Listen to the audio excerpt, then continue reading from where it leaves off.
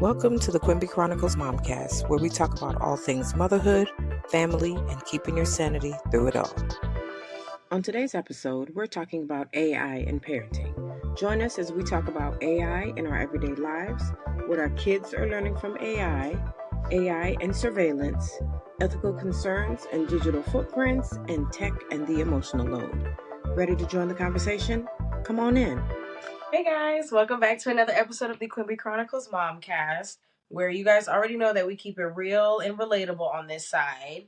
I'm Chanté, and of course I'm here with my mommy today, Traci. Hey, Chanté.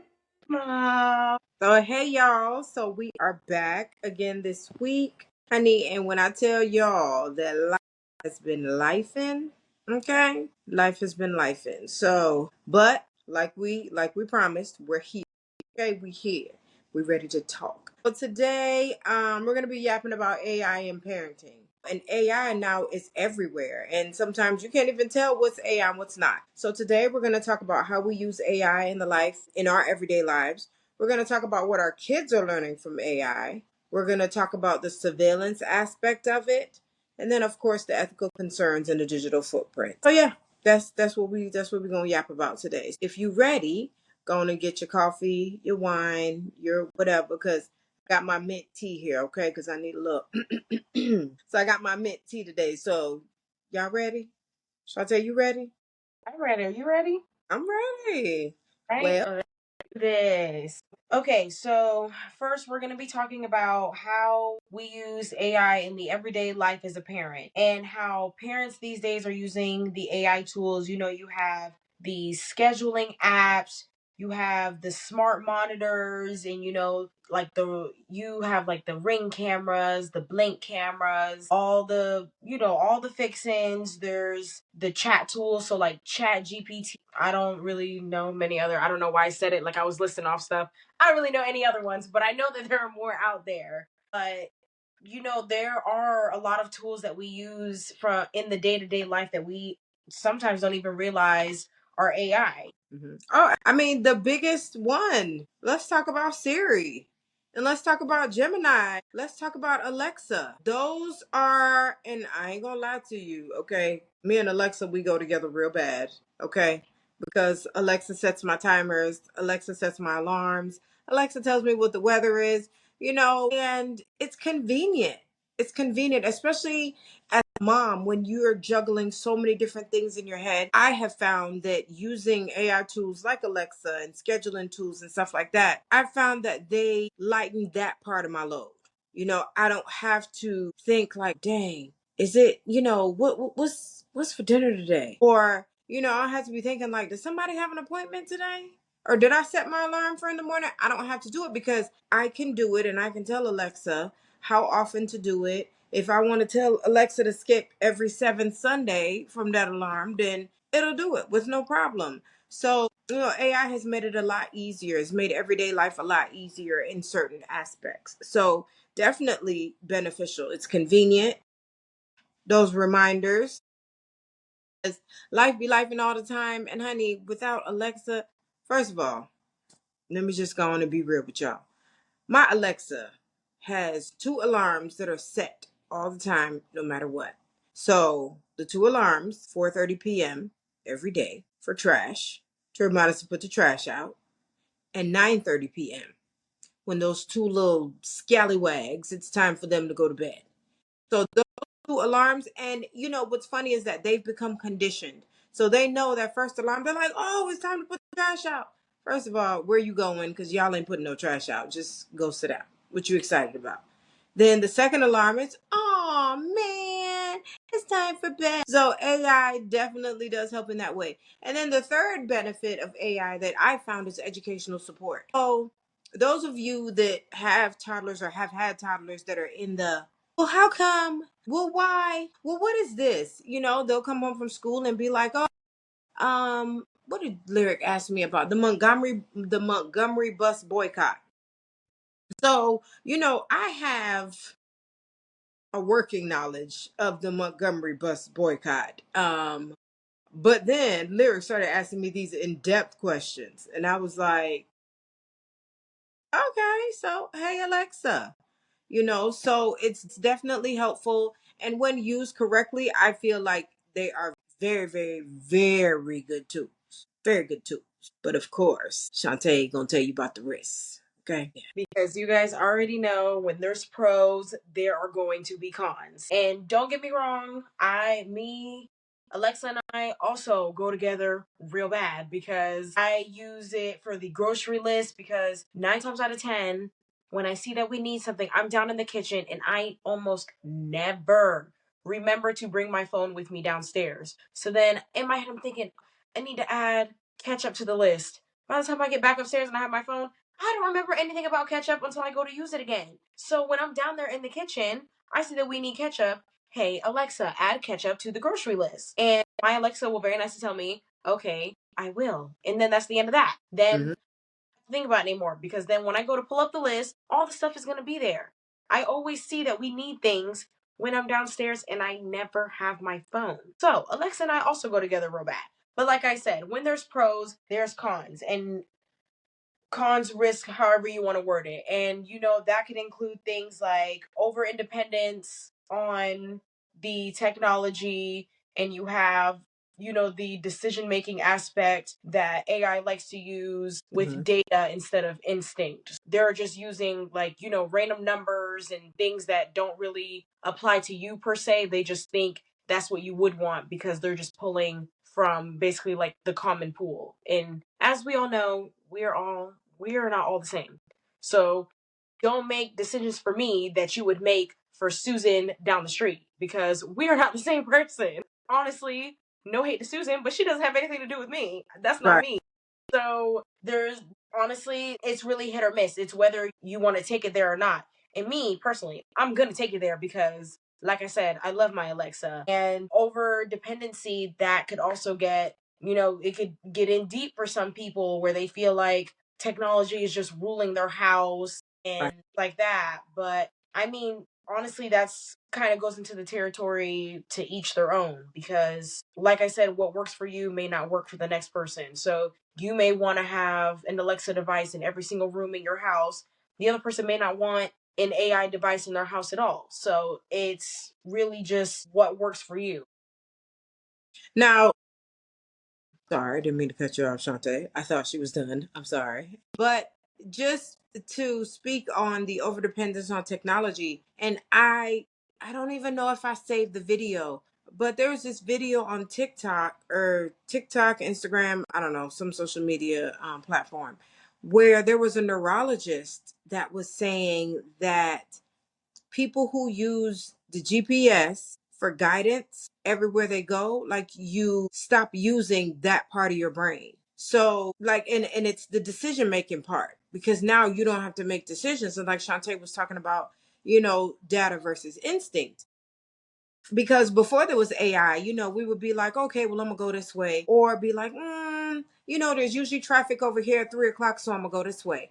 But now we don't have to make that decision because AI makes it for us. So that I think that kind of goes into that interdependence on technology that Shantae was talking about. So I just had to add my little 2 cents. Okay. So next topic we're going to talk about is what our kids are learning from AI and what the concerns are around these AI driven driven learning apps, YouTube Kids, TikTok content recommendations. Honey,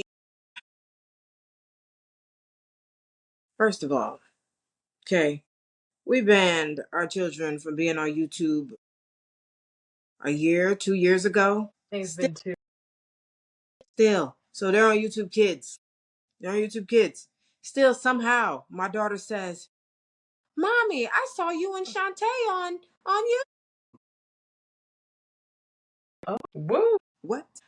So I don't know. Somehow, the things that aren't supposed to be on there, they're on there. And so I don't, it just drives me a little bit nuts because I feel like with this AI and it's constantly learning and constantly watching, constantly listening, then it's like, we don't necessarily know where they're at right now. I asked you to do this, but I didn't ask you to predict that I was gonna do this. Like, wait a minute, what's Hold on, hold your horses. And just like the algorithm. People talk about the algorithm all the time on Instagram and on TikTok and stuff like that. And I have so the guy that I'm dating, his algorithm be jacked up all the time. It's always jacked up. He's like, I want this on my algorithm. So he'll be like, oh, I reset my algorithm. So then he'll be like, oh yeah, my algorithm's good. My algorithm's good. Then next thing you know, he'll be DMing me stuff like, really? I'm like, you acting like I did it. I didn't do it. I didn't do it. The algorithm did it. So it's just crazy how things like that work. Or like sometimes we'll be talking about stuff and then all of a sudden here comes an ad for what we were talking about. Cause what? Yeah. So I mean, it's a little disconcerting, especially when you have these kids, because like my daughter, she has texted me like whole paragraphs before. And I'm like, all right, like I know you know how to read and I know you know how to spell, but be for real. She was like, I just talked to Siri and I told her, and Siri wrote it for me. Okay. I was like, okay, got it, got it. So that's the thing. And then, and that's what our kids are learning. So there's AI that's pushing the algorithms on these different apps and the learning apps on TikTok, YouTube, stuff like that. But then the kids are learning how to have AI do these things for them, which is crazy because at 6, you talking to text, 4 or 5, you talking to text. So, and I mean, I guess, on the one hand, it's they got to keep up. But then on the other hand, it's like, oh my God, well, how far can this thing go? So I don't know. I don't know. That's definitely something that's scary because I also banned my son from using YouTube Kids. Like, I took it off the TV, I took it off the iPad, the phones, all of that, because there was this one time, there was a show that pops up on there all the time. I think it's called like Masha and the Bear or whatever. My goodness, seeing how that girl acts in the videos, absolutely ridiculous. Like the kicking, the screaming, the tantrums. And Mm, then there's other ones like Nikki and Vlad that, they'll be having other kids thinking that it's okay to talk to their parents a certain kind of way. Like me, yeah, I'm not a parent that beats my children, but like you will get fussed at if you're talking to me crazy. Like we will have an issue right. if I sense that your tone is a little off-putting. Like, because I will ask my son in a heartbeat, like, who are you talking to? Oh, Mm, I'm okay, thank you. Because clock that. Don't do that anymore. Don't you ever think that it's okay to talk to me like that. Because like this was probably like a month ago, and I mind you, I wasn't even talking to my son. I was talking to my husband. He said, Mom, you're pissing me off. I was like, what? You're pissing me off, Mom. You're pissing me off. Because tripling down on it was actually insane. I asked Luca, who are you talking to? I'm sorry, Mom. You don't sound like you're sorry, because you're about to go and sit in that corner. And then that's when Alexa comes into play again. Alexa, set a timer for 4 minutes, because however old he is, I add a minute because you know better. Don't talk to me like that. So now that he's 3, he sits in timeout for 4 minutes mm. because he's lucky he's not old enough to be writing sentences, because I would very nicely have a stack of paper waiting on him. I know that's right. He really does get beside himself. And obviously, like, it is what it is. Like, he's a toddler, he's learning. He had to hear it from somewhere, which it so I can't even be that mad, because it quite possibly could have came from me. So I don't, but I know that you know not to say that to me. So we're gonna correct that. And that's when they're watching, like, all these shows and their algorithm that pops up, on the YouTube Kids or whatever. You have to sit back and think, like, who is it that's programming this stuff? Like, where is it coming from? How is it happening? Because my son would be getting like actual NBA clips on his YouTube Kids, and I'm like, with the commentators talking crazy, like I'm sitting there confused. Like, it's set for a 2-year-old. How did this even make it in here? So after Exactly. that, yeah, we're just gonna cut that completely. He has access to Disney Plus, and he has his own profile, so it's only kid things that pop up. And when he's not on his iPad, he watches the cartoons that I grew up with. So the Clifford, the Miss Spider, Sunny Patch Kids, the Wow Wow Wubsy, all the cartoons that I grew up with that I personally know are safe. what him and my daughter watch. They were just watching Strawberry Shortcake the other day, Little Bear, Oswald. Like, I'm glad that streaming services still stream the shows that I grew up with, because I know that they're safe to watch. And I think for my kids personally, they function better with the low stimulation shows the same way I did. So me, I like quote unquote boring shows like Little Bear and so rude. Like, Oh, both of our faces, we were both like, all right. I didn't okay. even know it was gonna die. Can I Okay. just like same clip again? Yeah. Okay. Okay, you You can ready? continue. It'll clip out what it doesn't, what it thinks is. They call it fluff. Oh, okay. It'll cut it out automatically. Okay. So yes, like how I have always functioned better and took to shows better that are low stimulation. So like Bear in the Big Blue House. There we go, tongue twister. Sorry. Little Bear, Oswald. Like I liked the little boring shows like that because they were calming to me. Not that I was, a hyper off the wall kid, but my kids are. And that's what they actually like those shows better. Like Luca will ask me all the time, Mom, can I watch Little Bear? Mom, can I watch Franklin? And we love them. I will sit there and watch them too. So it, like, you can only keep your eye on it so much because you can't really control every single thing that they're going to see, every single thing they come in contact with. I wish you could, but it's just not possible in this world. Like things are going to happen. So Yeah. I just do my best. I make sure that the stuff that he's seeing is censored as best as I can get it. So, like I said, the kid profiles, because he has a kid profile on Hulu, the kid profile on Disney Plus, which he does not have access to Hulu on his own because he knows how to switch. He knows how to switch profiles. So on Disney Plus, I can add the pins to everyone else's profile, but on Hulu, I don't think you can do that. So he can only watch Hulu when I put it on for him. And same thing with, like the Paramount and the Peacock and all that. The only one he is allowed to touch on his own is Disney Plus and PBS Kids. That's it. Right. Those are the Yeah. only two streaming services that he has access to on his iPad because it is quite literally only kid stuff. Even Right. something rated like PG that I'm okay with him watching, I have to go and switch the profile to mine because only G rated pops up on his.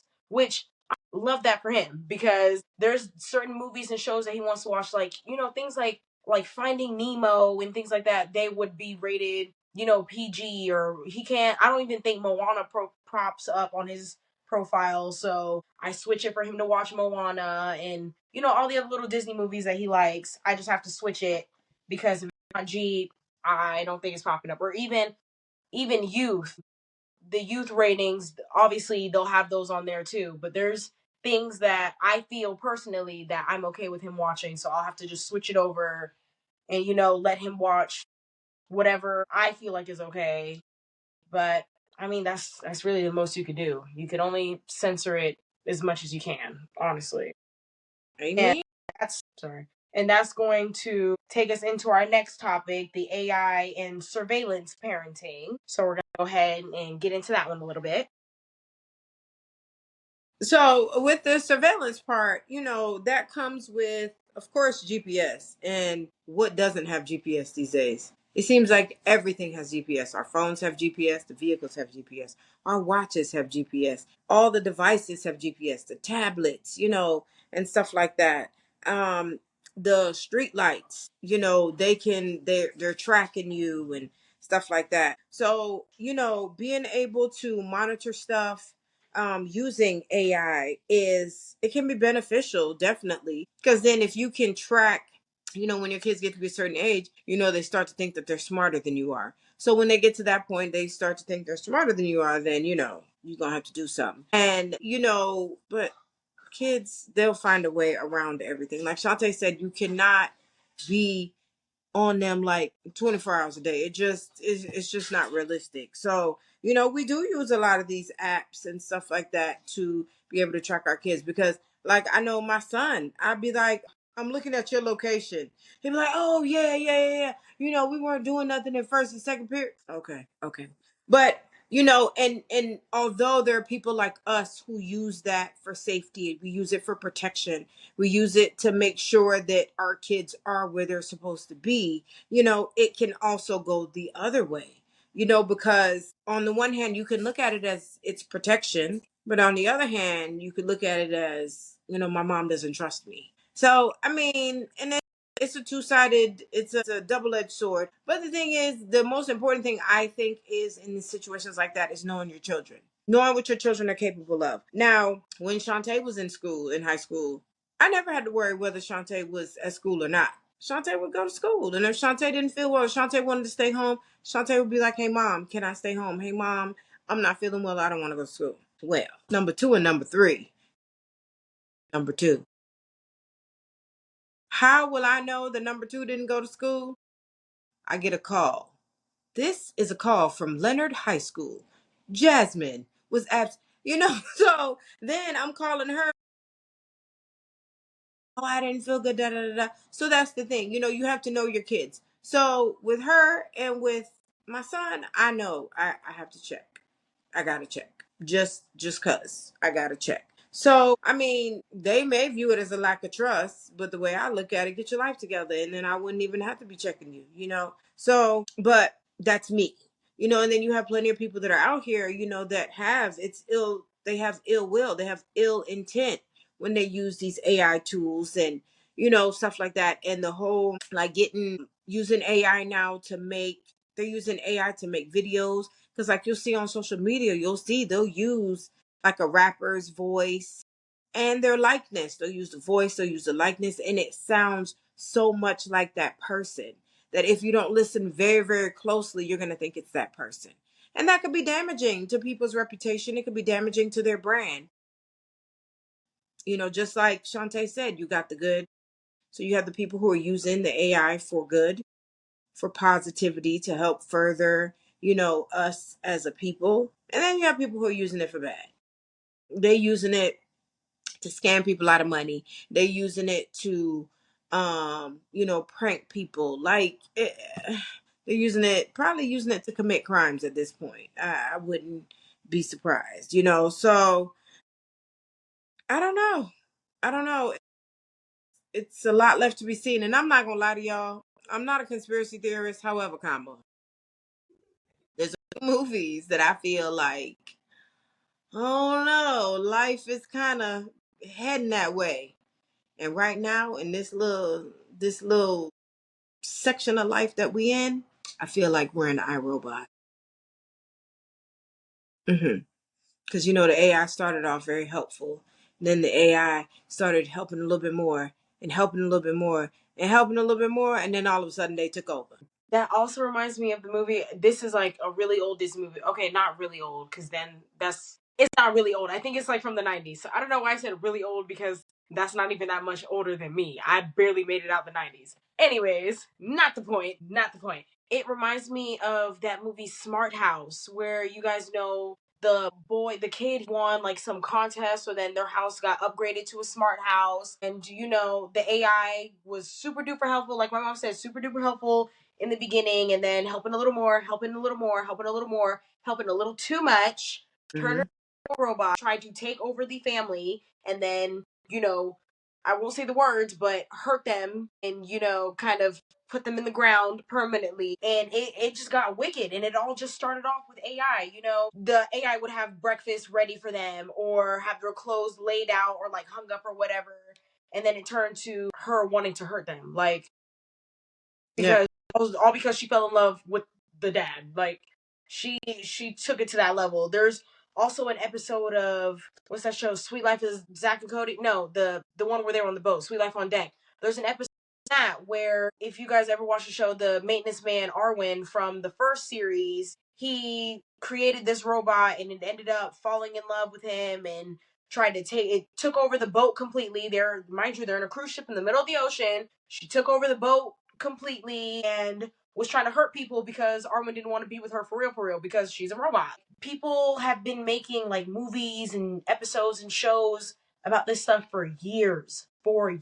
And it's kind of coming into play because AI now, how it is now, is bigger than it's ever been before. Ever even, probably bigger than people even imagined that it could be. So we'll see how this plays out. But Mm-hmm. and that is going to create another little segue into our next topic, which is ethical concerns and digital footprint. And that's facial recognition in toys and, home surveillance, because I know Alexa uses facial recognition because say that my husband walks into the kitchen, there won't be any notifications, but as soon as it hears or sees me, it's going to give notifications like, oh, your package was delivered, or things ads that it would think that I would like, or notifications that it thinks that I would like, or oh, it's time to buy this again. And no, like, obviously it's set up for each person. So when it hears and sees my husband, it's not really going to do much because, I mean, he'll,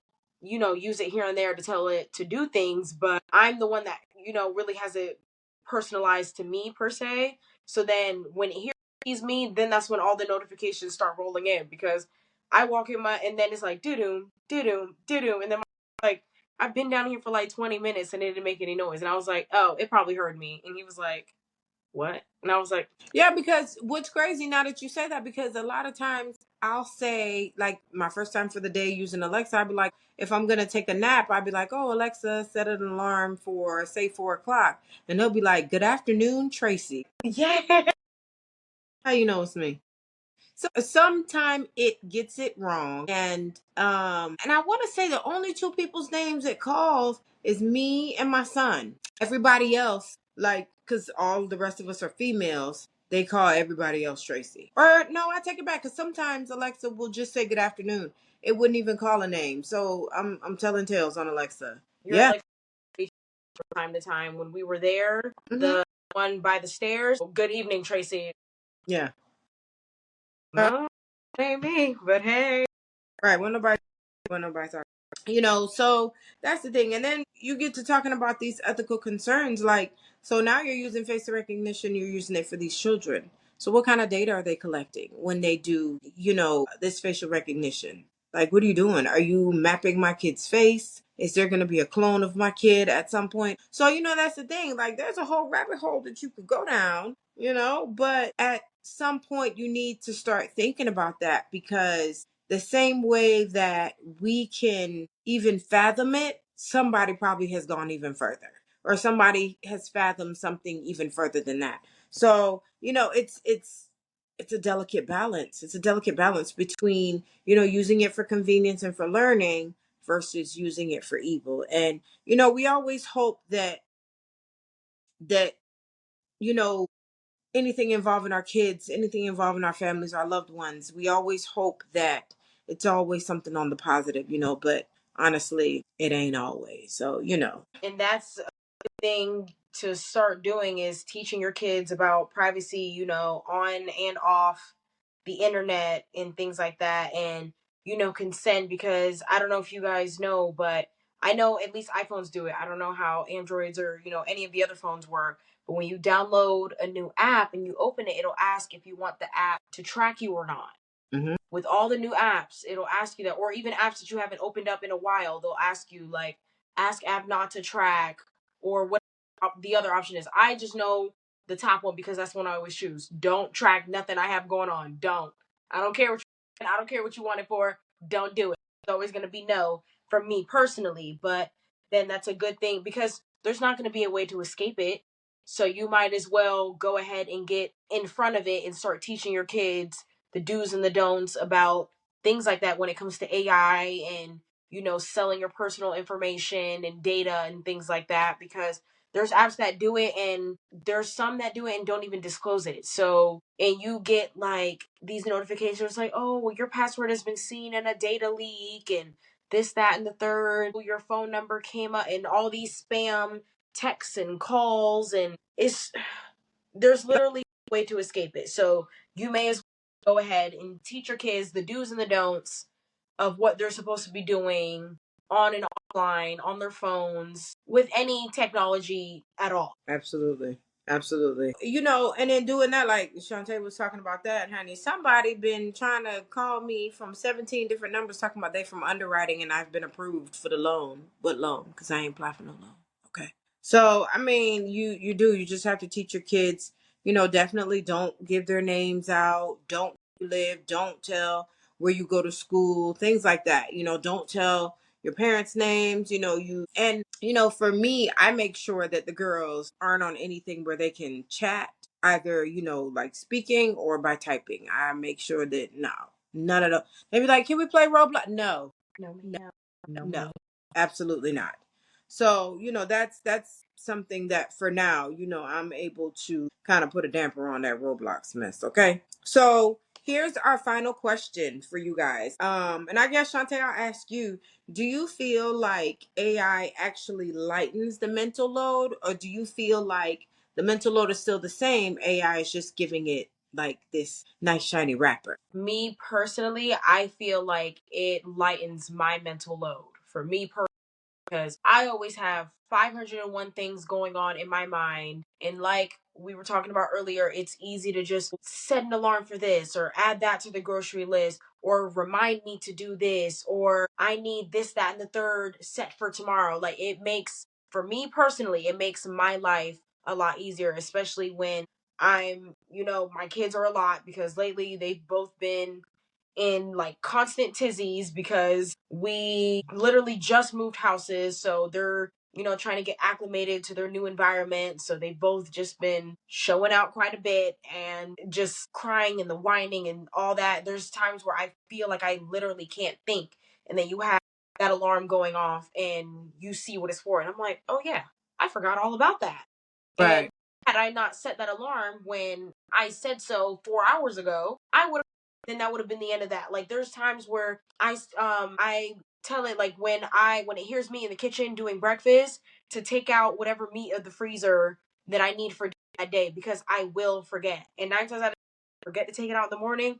I don't remember it till like noon, 1 o'clock, and it's too late to be taking anything out the freezer when we eat at like 5, 6 o'clock. So it's already too late. So me personally, it makes my mental load lighter. Right. For me, I feel that yes, it does make my mental load lighter, but then sometimes I also feel like I'm using it as a crutch. I've never had a really good memory when it came to certain things. Because with certain things, I have a stellar memory, okay? But when it comes to like little things around the house, like Shantae said, take the meat out. I'm doing laundry. I'd be doing that one load of laundry for 4 days. So that's the thing. My memory has never been good, and I feel like sometimes just using Alexa over and over and over, that it's kind of making my memory worse because I'm using it as a crutch.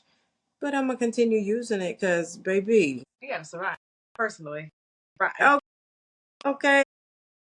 So then the last I'll touch on is the illusion of productivity versus an actual meaningful parenting presence. So do you feel like is kind of replacing that parent, like people are using it to replace, instead of that meaningful parent presence, instead of being present, that they're using the AI to make it seem like, oh, I'm so busy, I got all this stuff to do. Yes, I do because there will be like videos on TikTok that I see where, people have alarms set for literally every single possible thing in the day. And I'm like, sweetie, there's no way you forgot to do all of that stuff.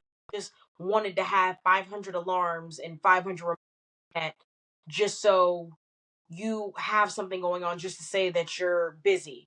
And I'm not saying that people aren't busy. It's not what I'm saying, but that's more than using it as a crutch. Like I don't know what is a step further than a crutch, but like that's I don't even know what to call it, but there I do feel like there's people that take it definitely too far when it comes to doing things like that. But that's not my business. So hey. Right, that's right. So it's almost, yeah, it's almost like a dependence. Yes, and for sure the overdependence that we were touching on earlier. You just always want something going on Yeah. just to feel like you're busy all the time. Which me personally, I don't like feeling like I'm busy all the time. I like Okay. I like my peace and quiet. That's right. So I personally never understood that. But like Yeah. I say, to each their own. But I do see that there is a lot of overdependence on Yeah. things.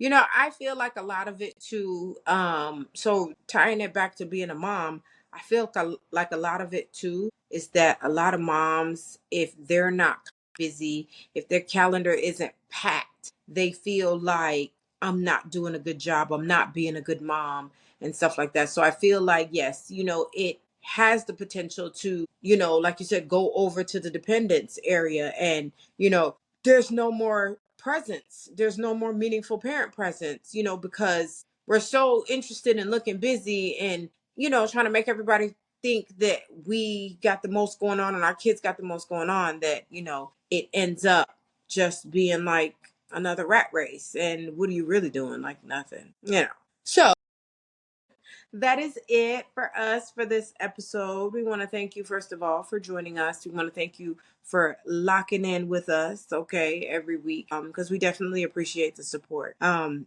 I know our presence on social media lately has been a little less than it normally is, and like I said, life has been life in. And then, like I told you in a previous episode, my sister is battling breast cancer. So this past week has been a really hard week for her. Not to get into too much here because we cover it over on Her Health First Wellness Collective, but she had a setback and she had to have a round of chemo pushback because her white blood count got too low. So definitely, if you're a praying person, pray for my sister. Keep us all in your prayers, because it's rough. It's rough on all of us, but her most of all. So just ask that if you're a praying person, whoever you pray to, just send up a prayer for her. Thank you, love you, and I mean it. Okay, but that is it for us this week. You got anything else to add, Chanté? No, I was waiting for my like, comment, subscribe line. I was Oh, ready. well, look, since you waiting on that, I want to say also congratulations to Chanté, because like she said, she just moved. So congratulations. She's been waiting on this upgrade now for a whole year. So she's Yes. gotten it.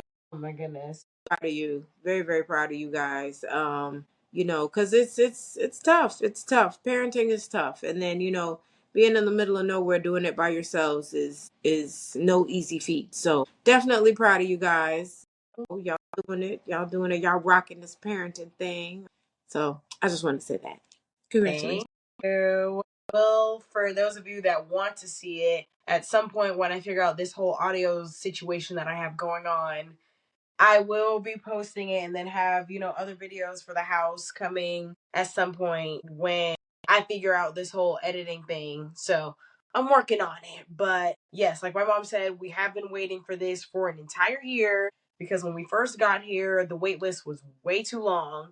And it was a hot mess. So we ended up in a place that was way too small for us. So it was just crammed constantly and there was no backyard. The kids didn't even have their own room. Like, it was a lot going on. It really was. But we have a ginormous backyard. The kids have their own room. There is a bunch more space that we're used to. So it's so very grateful at this point because I was telling my mom the other day, like, if I could have done a backflip, I would have done a backflip right there in the middle of the floor. Right there, right then and there. I'm telling you, I would have done a backflip with how happy I was because yes, I have been, looking at the floor plans and stuff online, but like actually seeing it in person, it looks so much bigger in person than it does on pictures, which normally that's how it works. But still, it's different seeing it in person and then like all the different perks that they have going on and the fact that, we're starting to make more friends because if you guys know anything about me personally,